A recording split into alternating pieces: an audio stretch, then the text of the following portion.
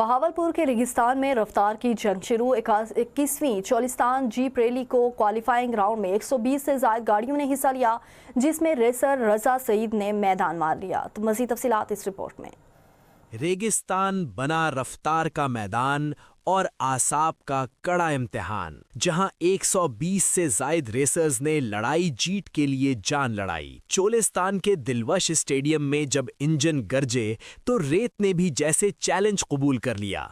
2 kilometre के track पर qualifying round में 120 से जायद रेसर्स ने किस्मत आजमाई की, मगर रेसर मोहम्मद रजा सईद सिर्फ 1 मिनट 14.03 सेकंड्स में ट्रैक मुकम्मल करके मैदान मार लिया।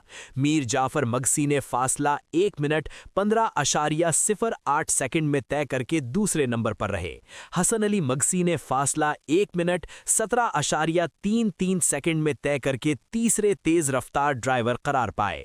रेसर्स का कहना है कि ट्रैक मुश्किल जरूर है, मगर जोश और एडवेंचर से भरपूर भी है।